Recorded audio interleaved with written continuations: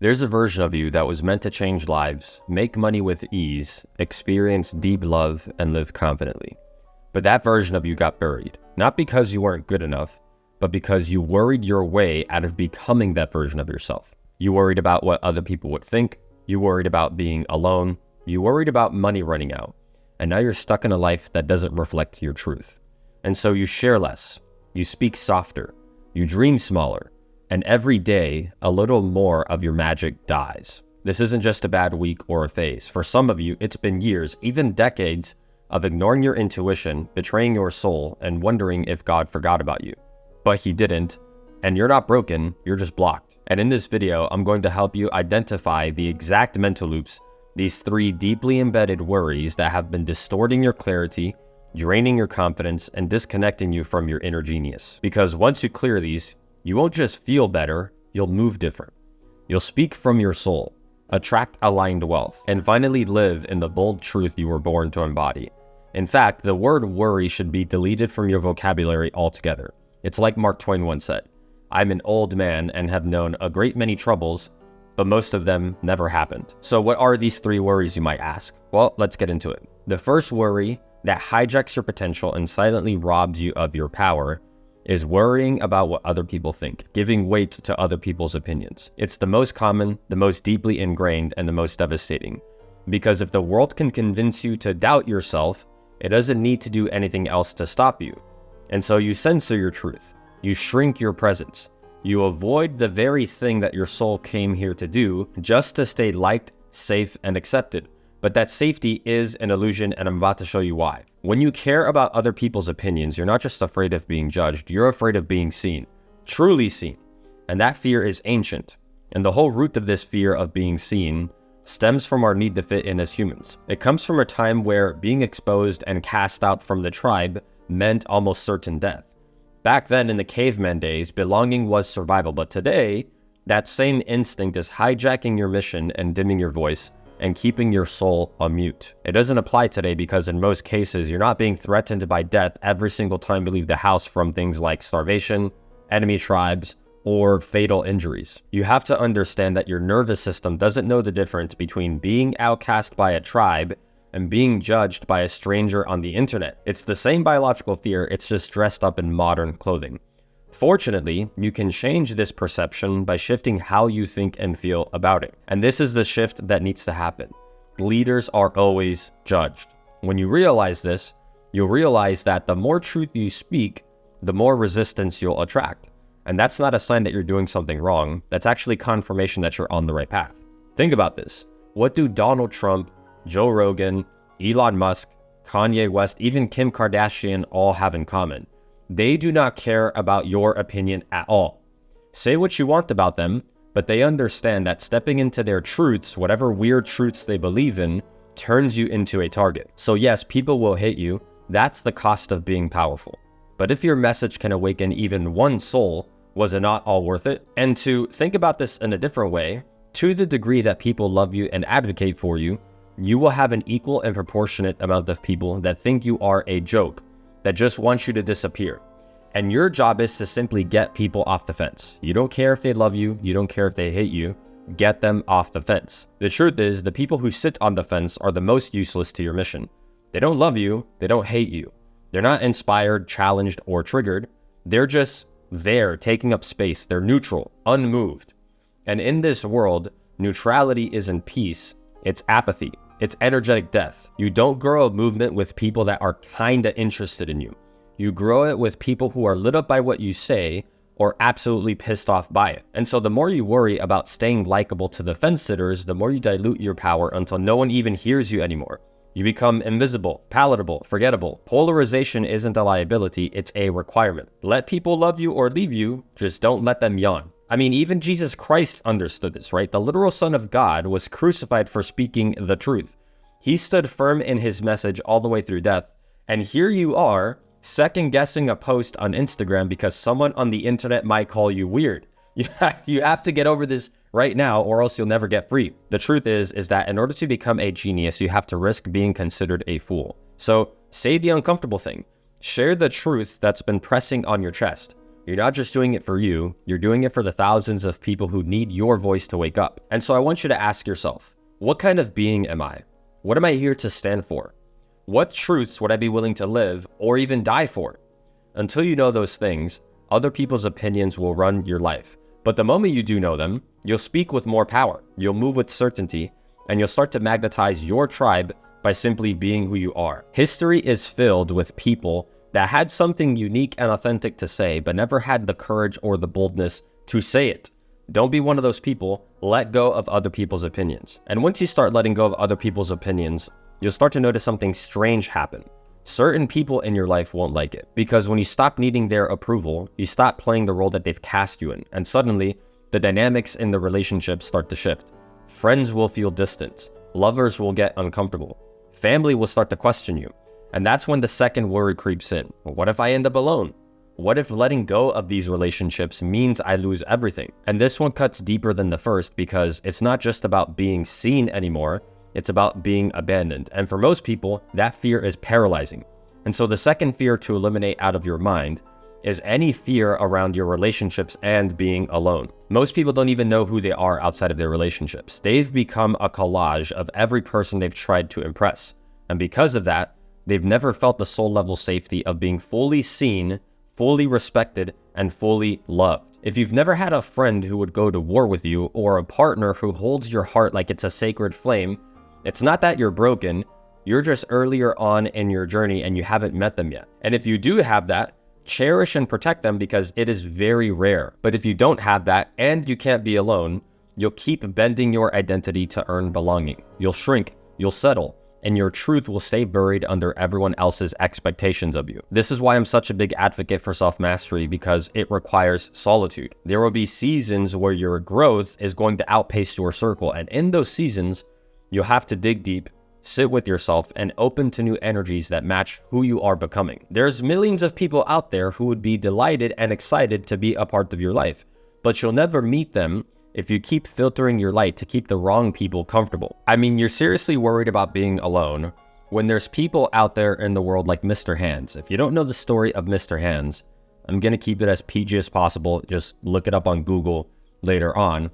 But the whole point of this story is that Mr. Hands was an engineer for Boeing, and he passed away because he was doing very obscene things with horses. And he passed away. All of these videos are online. I haven't seen them personally. But the crazy part of this story, that's not even the crazy part. The crazy part is that he was able to recruit a group of other people that were interested in also doing obscene things with horses. The point of this story is the fact that if he can find his tribe, you have nothing to worry about. And so when you stop worrying about rejection and start being your whole self, your people will feel you, and you won't even have to chase them.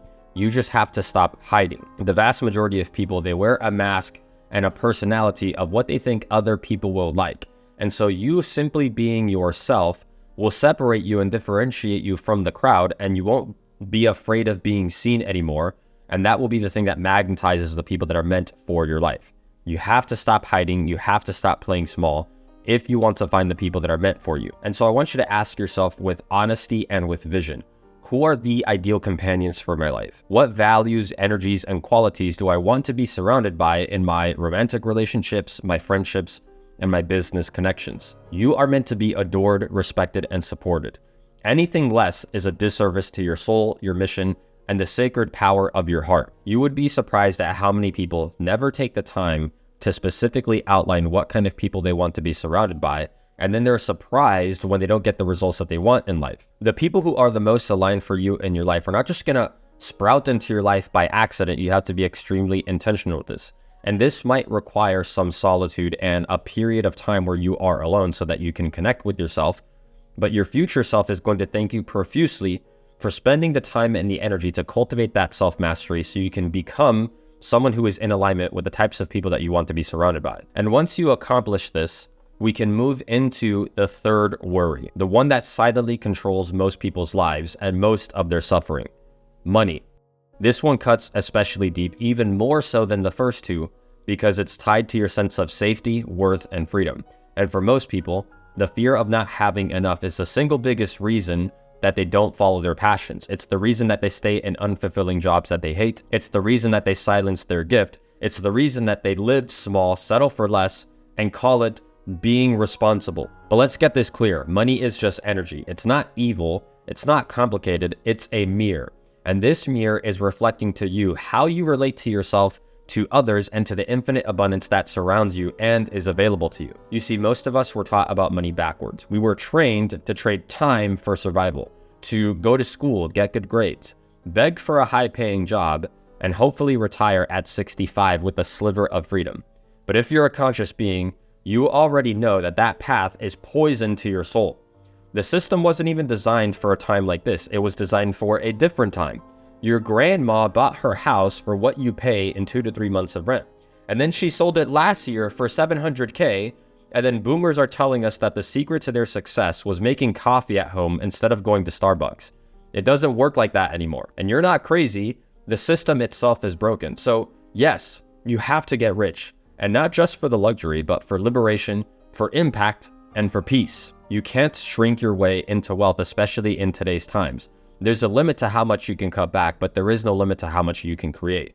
And the more value you provide to the world, the more abundance flows back to you in infinite qualities and in effortless ways. And yet most people are out here stressing about digits on a screen. It's ridiculous, right? Like less than 10% of global money is even physical cash anymore. It's all just numbers on a screen at this point, and it's meaningless until you give it meaning. So why are you treating money like it's your master when it was always meant to be your tool? And something I see people engage in, especially in the spiritual community, is called spiritual bypassing. Spiritual bypassing is when you use spirituality as a reason for why you don't have mastery over physical reality. And so what people do here is they stand on their detachment from money or detachment from reality as like a badge of honor, like I'm spiritual. The thing is, that's not going to save you either. You can't just meditate your way into financial freedom. Abundance isn't about rejecting the material world, it's about mastering it. Some of the most spiritually awakened people that I know are also wealthy as hell, not because they chased money, but because they stopped resisting it. They healed their relationship with wealth and they stopped playing small. And in this process, they realized something very simple. Money expands your ability to serve, to create, and to breathe. Think about how much more value you can provide to the world when you're not stressed out or worried about money. It allows you to have a bigger impact in a way that also uplifts other people. And the thing about this is that many of you were handed limiting beliefs about money that aren't even yours. They were passed down from generations that are stuck in survival. I've literally stood on stage in rooms where hundreds of people could recite the same scarcity incantations word for word and not even realize they were casting spells. Finish the sentence. Money doesn't grow on. You guys, yeah, exactly, right? A penny saved is? Like, you see, right? If it sounds too good to be true, it probably is, right? If it sounds too good to be true, it probably is, right? These are all ingrained in our subconscious mind. It's taught to us. And in this video, what we're doing is breaking this spell, because there is a difference between being poor and being broke. Poverty is forever, broke is temporary. I want to be clear on this because being broke can be a sacred phase, but only if you're broke for the right reasons.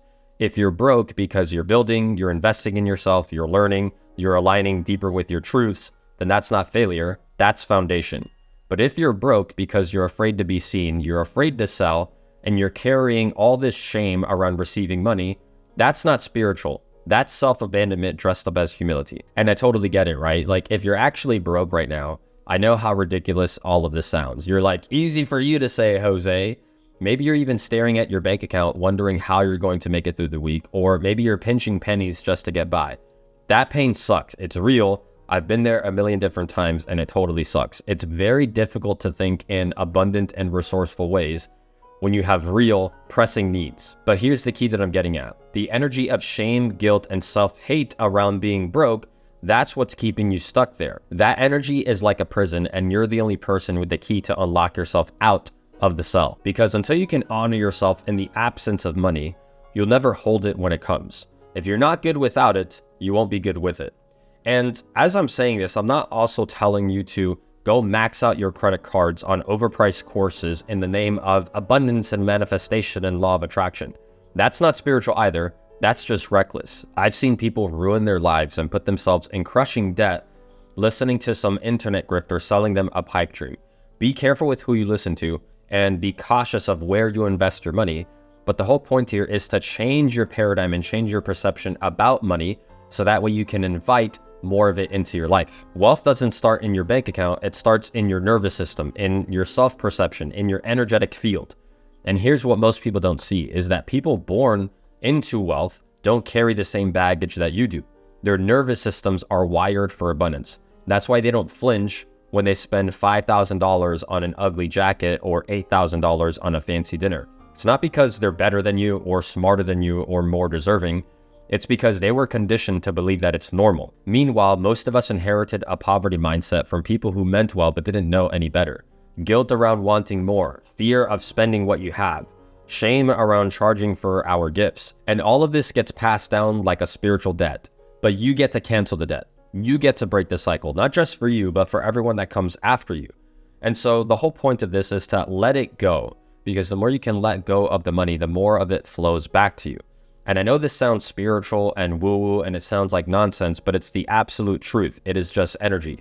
And the more you are aligned with that energy, the more you receive. And here's something interesting that I've noticed, especially being an entrepreneur for the last few years and meeting so many different people along the journey, is that the most successful entrepreneurs have really weird, super niche businesses. So don't tell me that your business and your idea is too weird to succeed. I've seen people get rich selling dog collars, sword fighting lessons. I know a guy that's the son of a billionaire and his family sells fish in Europe. They have a whole fish distribution business. One of my favorite examples is this guy in Canada that sells fresh Canadian air to the United States. Like he gets the air in a pressurized can and sells it to the US as fresh Canadian air. One of my other favorite ones is this guy in Tennessee that has a lawn mowing business, but he does it with goats. What he does is he'll leave a pack of goats in houses that have overgrown shrubs and trees, and the goats will eat all of the extra greenery and all the weeds. And that's his idea. And he gets paid tremendously well to do that. And he has a very famous niche business. It's actually hilarious. And the main point to this is that if they can thrive, so can you. There are millions of people out there who would pay you handsomely for your service if you just showed up and shared your gift. This is your call. This is your wake-up call to be courageous and be bold and actually put your message out there, because you never know who's interested in the exact same thing. And look, I'll also say this as well. If you love your job and it pays you well and it actually fulfills you, good. That's amazing. That's beautiful. Keep doing that thing. But my message is for the conscious soul who feels stuck and strangled by money worries. Let this video be your wake-up call to actually speak your truth. The truth is that you don't need billions. You just need enough to live an aligned life, to eat what you want without looking at the price tag, to wear clothes that align with your lifestyle and your vibe, to love who you want to love, to live in a space that inspires you, to travel where your soul feels called to travel, to take care of your people, and to create without fear. That's the point. And what you lack in finances, you make up for in energy, resourcefulness, and purpose. And so give deeply, serve powerfully, and abundance will respond to your vibration of generosity. So I want you to ask yourself, what does my dream life cost? How much would I need to make per month or per year to support that dream? Get very clear on this and reverse engineer it, because most people never ever do this. I can't tell you how many times I ask people these kinds of questions and they have no idea what the answer is. But that's why you're watching this now, so that you can be different. And the final aspect of letting go of your money worries is to simply remove it from the pedestal that it's been sitting on for far too long. Money is not important. You were never meant to stress about it. You were meant to master it. And the sooner you embody this as your perception of reality, the sooner you will start to experience synchronistic opportunities that provide you the foundation for more in your life. You'll start to find opportunities where you can share your value, where you can be yourself, and that alone is value. And the more value you share with the world, the more you will get compensated in proportion to the value that you share. And that alone is the most attractive thing to the world. And so let go of your worries, take it off the pedestal, and you'll find that there is opportunity everywhere you go. It's always been there, you just weren't aware of it. And now that you're aware of these worries, you can live your life with more freedom, with more flow, and you'll receive more abundance because of it. If you've made it this far in the video, you already know this message was meant for you. You're not here to live in loops of fear. You're here to embody your truth, to walk in abundance, to create from the core of who you really are. And if you're ready to go deeper into that, I actually wrote something for you. I wrote an ebook called Spiritual Currency. I'll leave a link in the description. It's free. I talk about a lot of the concepts in this video in much more elaborative ways so that you can start to access that spiritual currency that is deeply embedded within you. Go ahead and get that ebook if this video resonated with you. And just know that you're not broken. You're just remembering who you are. And the moment you stop worrying is the moment that everything in your life starts to move.